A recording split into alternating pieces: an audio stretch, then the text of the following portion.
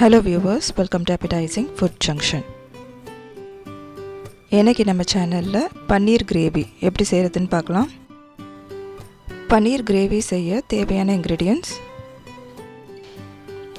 முதல்ல வெங்காயம், தக்காளி இது ரெண்டையும் ரஃபா சாப் பண்ணி வெச்சுக்கோங்க. குடமிளகாய், பன்னீர் இது ரெண்டையும் கியூப்ஸா கட் பண்ணி வெச்சுக்கோங்க. முதல்ல பன்னீரை நெய்யில ரோஸ்ட் பண்ணி எடுத்துக்குவோம். நல்லா ஈவனா ரோஸ்ட் பண்ணி எடுத்துக்கோங்க.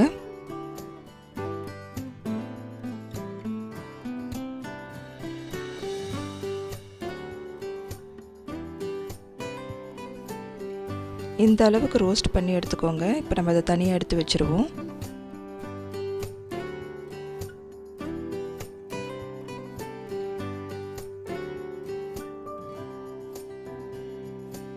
அதே நெய்யில குடமிளகாயையும் கொஞ்சமா உப்பு போட்டு ஒரு 10 செகண்ட் சாட்டே பண்ணி எடுத்துக்கோங்க.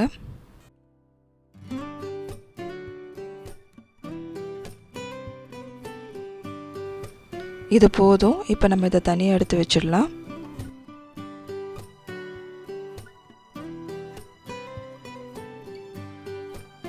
இப்போ நம்ம கிரேவிக்கு தேவையான வெங்காயம், தக்காளியை வதக்கி எடுத்துக்குவோம். அதே பாத்திரத்தில் 2 டேபிள் ஸ்பூன் எண்ணெய் எடுத்துக்கோங்க. இப்போ வெங்காயம், தக்காளியை அதில் சேர்த்துருங்க.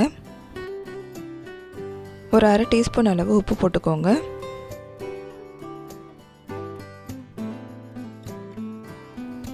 இப்போ இதில் உங்கள் காரத்துக்கு ஏற்ற மாதிரி 1.5 டீஸ்பூன் அளவு வெறும் மிளகாய் தூள் சேர்த்துக்கோங்க. 1.5 டீஸ்பூன் அளவு தனியாத்தூள், ஒரு 1/2 டீஸ்பூன் அளவு கரம் மசாலா தூள். இப்போ இது எல்லாத்தையும் ஒன்றா சேர்த்து மசாலாவோட பச்சை வாசனை போகிற அளவுக்கு வதக்கிக்கோங்க.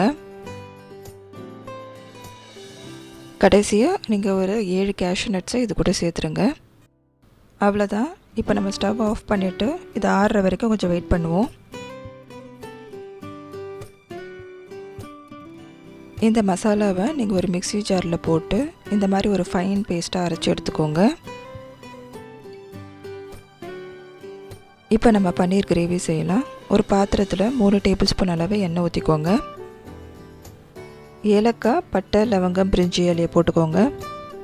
இப்போ இதில் ஒரு 1.5 டேபிள் ஸ்பூன் அளவு இஞ்சி பூண்டு பேஸ்ட் போட்டுக்கோங்க. நம்ம அரைச்ச மசாலாவை இது கூட சேர்த்துட்டு பச்சை வாசனை போகிற வரைக்கும் கொஞ்சம் வதக்கிக்கோங்க. இப்போ இதில் தேவையான அளவு தண்ணி ஊற்றிக்கோங்க. 2 பச்சை மிளகாவை இந்த மாதிரி ஸ்லிட் பண்ணி போட்டுக்கோங்க. இப்போ இந்த ஸ்டேஜில் உப்பு செக் பண்ணிவிட்டு தேவைப்பட்ட உப்பு சேர்த்துக்கோங்க. ஒரு 2 நிமிஷம் இந்த கிரேவி நல்லா கொதிக்கட்டும்.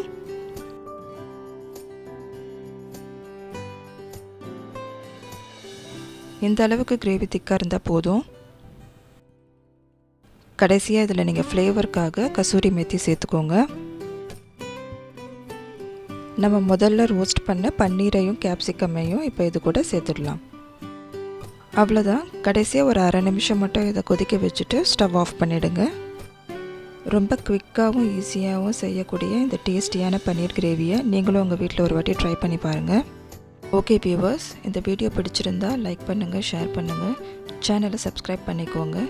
வீடியோஸோட நோட்டிஃபிகேஷன் உங்களுக்கு கிடைக்க பெல் ஐக்கானை கிளிக் பண்ணிக்கோங்க. தேங்க்யூ வியூவர்ஸ், தேங்க்ஸ் ஃபார் வாட்சிங்.